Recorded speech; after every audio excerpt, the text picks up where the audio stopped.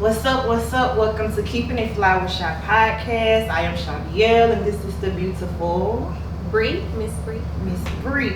And today we will be talking about marriage and the pros and cons of getting married at an early age, and just gonna hop straight into it.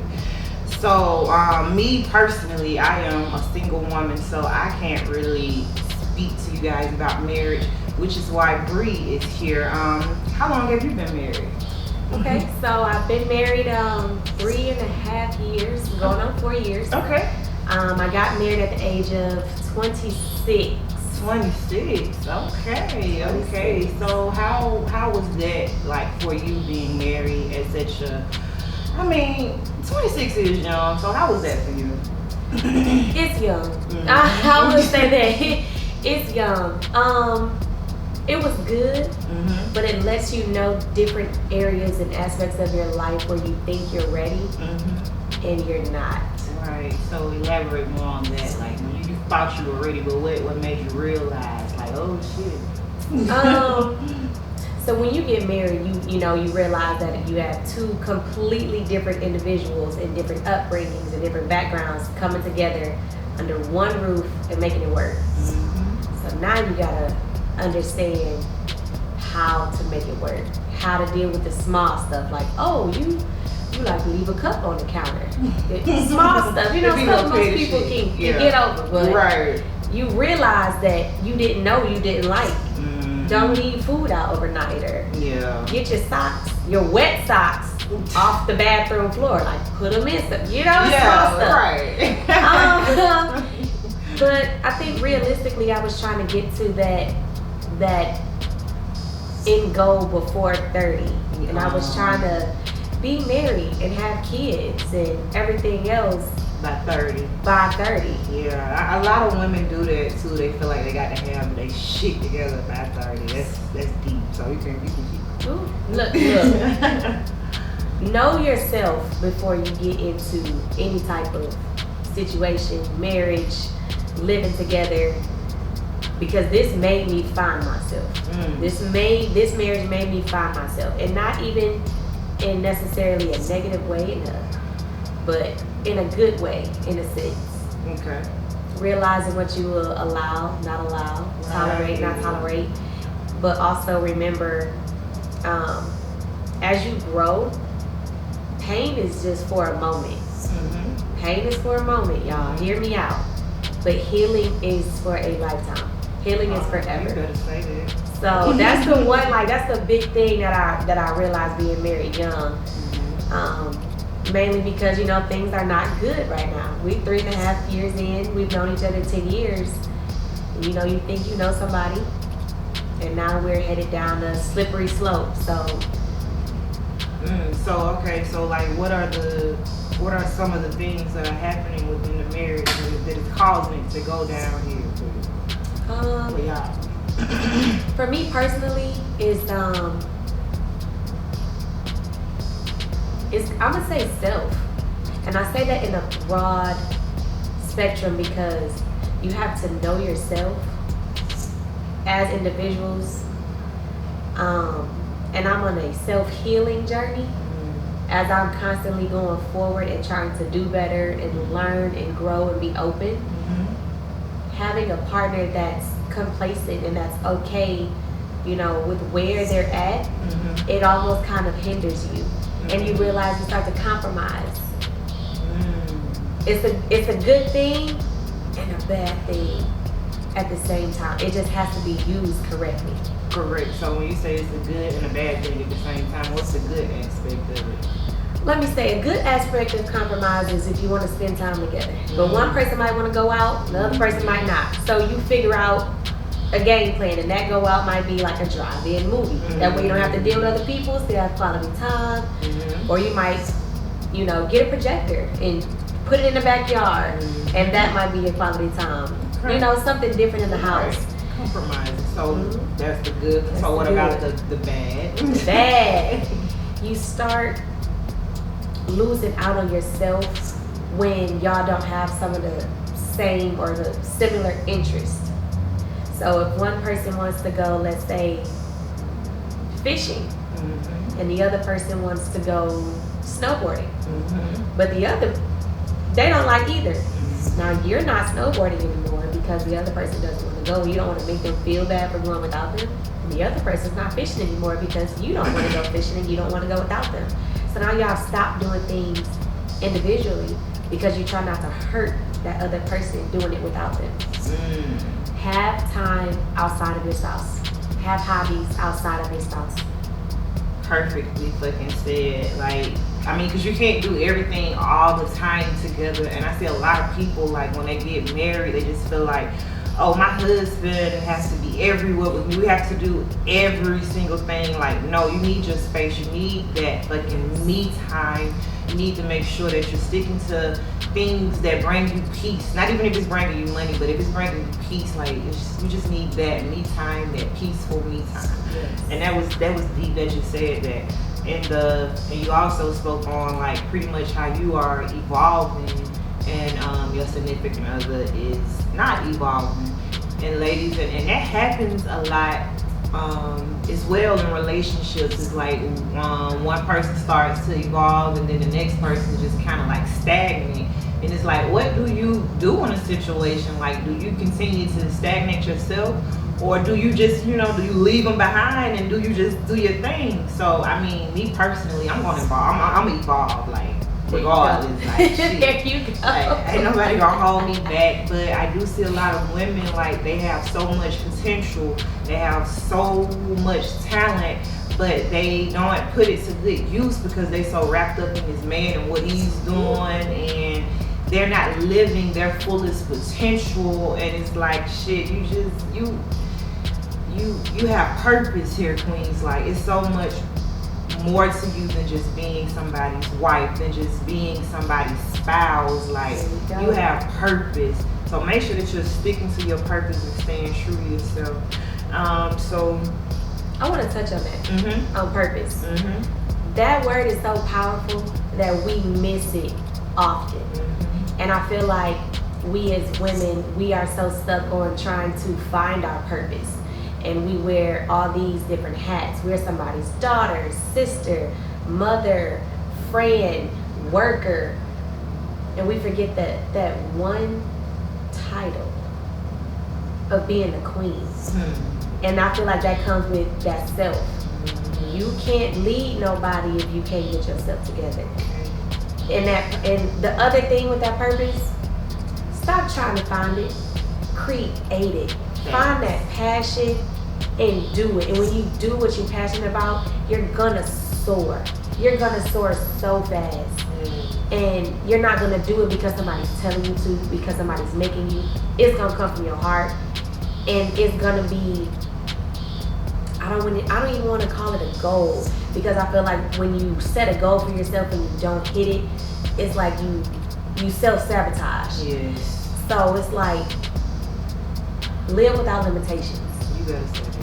That's what it is. Yes. Live without limitations as the queen that you know you are. That's all. That is so deep. That is so beautiful. I'm so happy you said that, yeah, because a lot of times we do place high expectations on ourselves, and then when it doesn't come through in the way that we would like it, we beat ourselves up. Some of us even go into depression mode, and it's like, nah, like she said, just live your life in your purpose. I'm gonna let you say it. How you say it? Don't go looking for your purpose, create it. Yeah. There it is. That's what's up. So, like, any type of advice that you would give, like, a young woman, a young lady who may be, like, going through something similar to you, like, she's in this marriage and she sees herself evolve and her husband is kind of, like, comfortable, like, with where he's at. Like, what advice would you give to a young lady going through this right now? My first piece of advice is going to be to communicate. Mm-hmm. Communicate with your partner what you don't like, what you like, what's working, what's not working. Mm-hmm. Because you might have somebody that knows how to do a self-reflection and say like, oh, I'm sorry, I didn't realize, or I didn't hear you when you said it, even though you said it, I didn't know you meant it this way. Mm-hmm. Communication is key. And not just communication, but effective communication. Communication is key. You can't say that you know, you want to be felt this way, and let's say your love language is physical touch, and he's touching you, but it's not the way you want to be touched. So don't ever be afraid to show him how you want to be touched. You know what I mean? Teach them how you want to be touched so he can touch you in your love language, but also make sure you pay attention so you can be open to his love language, because that physical touch thing is so simple, but yet it's so complex. So simple yet so complex. So, I mean. So you pretty much saying have a conversation first. Okay, so after the conversation, let's say the conversation isn't working, like what do you do then? Like, I'm still gonna say communication is key. Communication. Because I'll give you my example. My husband and I, we could talk. But if I say something that triggers him, he's stuck on that one thing that I've said to upset him because he wants to correct it. Yeah. So now he's stuck. So then when I realized that verbal conversations weren't working, I went to writing. And writing helped because he was able to go back and reread it, because our conversations started to repeat themselves. And I'm like, we just talked about this. And that would irritate me, but our thought process is completely different. So I'm like, do you not realize we just talked about this? We just talked about this. Like not even a week ago. And you're doing it again. So then when I started writing it down and I would get the same question, I could simply say, can you read the book? Can you check the journal? And that was a safe space. You write in a journal. You can write when your spouse is not there, if they are there, and leave it in an open space when it's ready to be read. And allow them time to respond. It don't have to be the same day, the next day. They might need a week to get their thoughts together on how to say things that you will understand, but you won't hurt their feelings, and they understand your feelings. So I'm still gonna stick to communication. You just gotta learn how to communicate. You know how we as mothers can communicate with our kids with body language. Right. All we gotta do is look at them, and they already know to sit down. Right. It's the same way with your spouse. Like, you gotta learn each other, just how that child is learning their mother or learning their parents, knowing that if they say, hey, sit down, and they give you a look, they don't have to say it again because you already know that means to sit down. So it's a process. Just don't get too stuck on fixing or raising your partner, your spouse, anybody. Fixing somebody that's constantly broken will eventually break you. And raising somebody that you feel as though should be grown will make you look at them like a child, and you won't want to be with them anymore. Because it's like, at this point, I've raised you to be good for somebody else because I know what what you're used to. And it's like, I almost know what you're capable of, but now all these years down the line, you haven't shown me. So why would I keep? You know what I mean? And sometimes you have to take that step away, whether it may be a separation, whether it may be a divorce, whether it may be just time apart, to realize, like, either this is for me or it's not for me. Right. So with your marriage, I know you said early in the conversation that you were just kind of like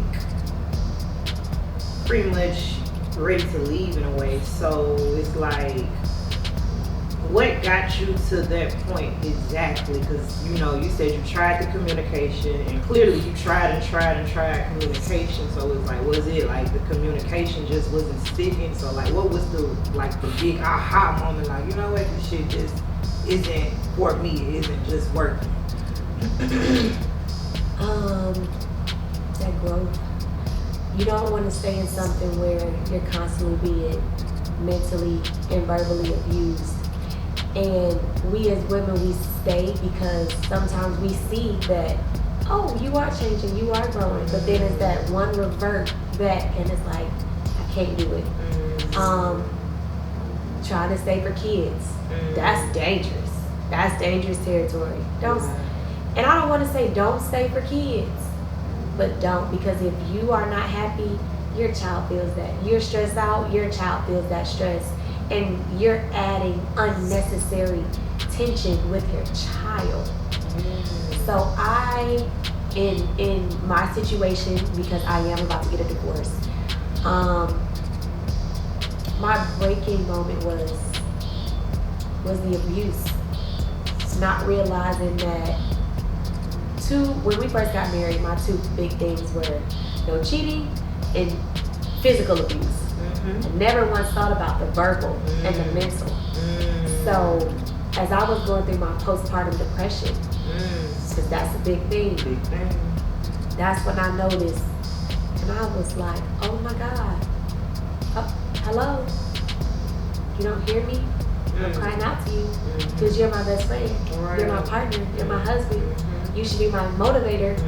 And it was like, oh, you're going through another episode. Now that's not what he said exactly, but that's how I felt. Like, here you go again with this shit. And it's like, yeah, and that shit real. And fellas, like, that shit is so real. And I know a lot of men, they really just do not understand that shit. Like you said, they think, oh, that this shit is just, you have full control of your emotions and you are a grown woman, you should be able to handle your emotions, but some things are just uncontrollable. And we do need guys to be more understanding when we be having our moments of shit like that. Like, we created life, our body is going through it. It's deep.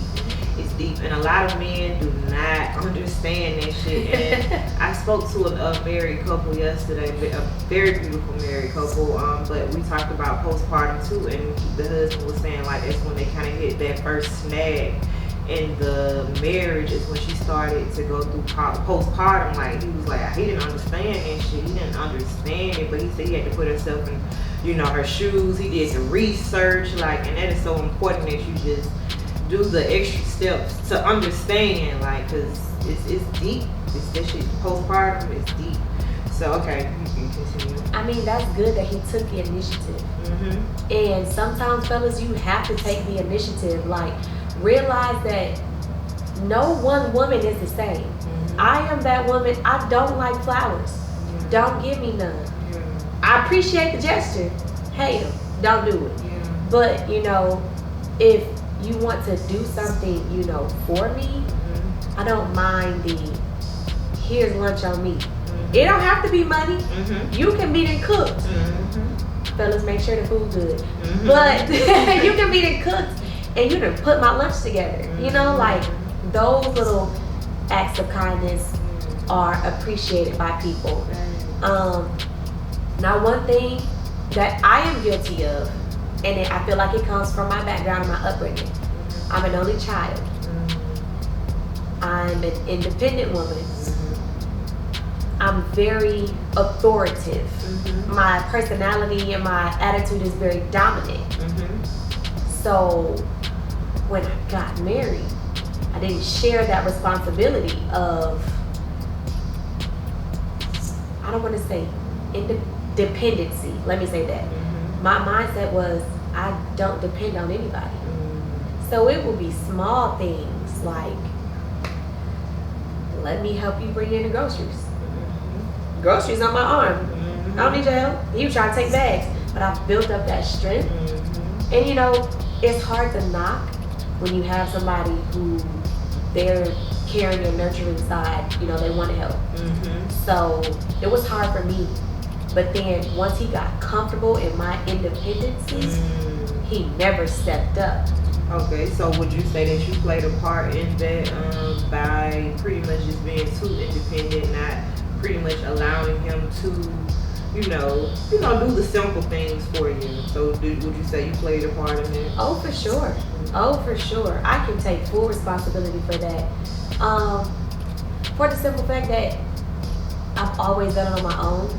And then when we got together, I was still like in charge of everything, if that makes sense. Like, I was making sure, like, hey, your finances are together, making sure this was together. So it's like I took my independent and almost threw it on him, like, don't worry about it, I got it.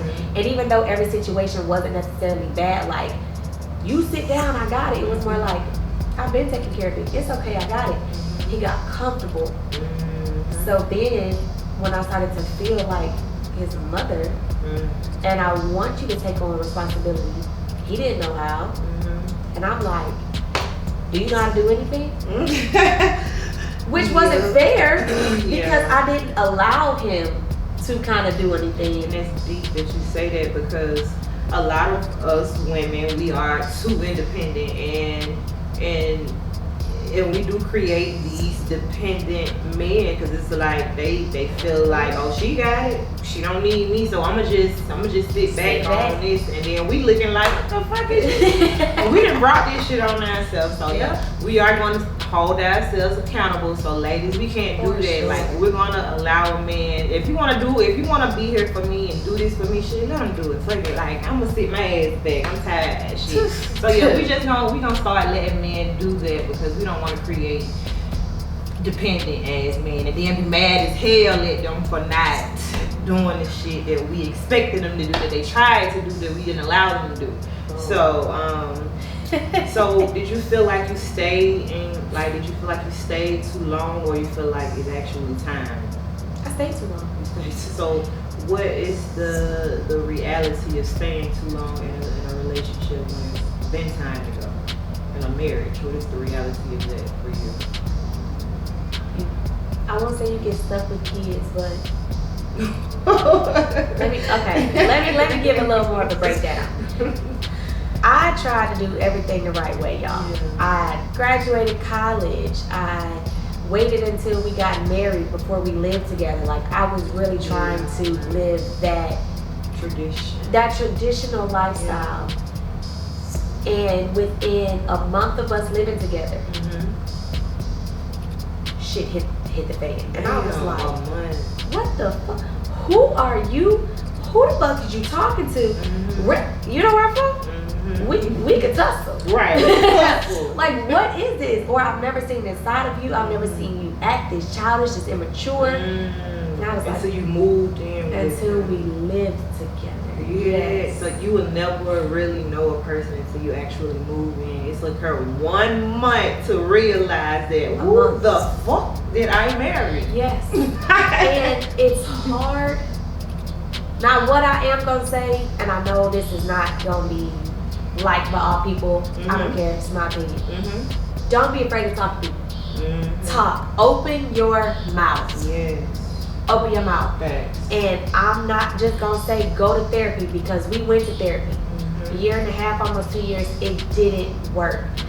So when you start talking to people that know the person that you're dealing with, and they're not biased, make sure you talk to somebody that's not biased. Thankfully, I have a family member who was able to say, oh no, Brie, you was wrong. Sometimes, like I said, my attitude, my mouth, and she had told me like, oh, you need to shut the fuck up. Because I was like, ooh, me? I was wrong? And she was like, yes. Because you're saying this and expecting this from somebody that you know. So why are you upset? Why did you just go off when he's been this way for this long? What are you surprised about? Instantly pissed me off, but I understood it, so I couldn't be upset at anybody but myself. Accountability. It's a big thing. It's a big fucking thing. It's the only way we gonna grow, ladies. And you know, man, that's deep. So we're gonna get ready to close and wrap it up. So okay, you already said like, okay, as far as like staying too long, how did you how did we elaborate on that? Staying too long, okay. It was after a month, but I realized that I gave chance after chance, clean slate after clean slate, forgiveness after forgiveness. Now, I'm not saying ladies have a 3 strikes you're out method, but I should have had that when I realized early on that it wasn't going to work. And by the time I got to that 3 strike method, I was pregnant. And in my head, I was like, it would be selfish of me if I didn't want to have this baby, because I'm married. This is my husband. Even though I'm not ready, I wasn't ready to have my baby. I got pregnant right after a miscarriage, but right after my husband and I decided we're gonna wait and give the marriage 3 years. That was our number. We're gonna wait and give the marriage 3 years, make sure this works, give your body a break. and then he got me pregnant on purpose. That's what hurt me more than anything. Yeah. And I decided to stay because of everybody else. I stayed for the image. I stayed for the image, and that's where I messed up.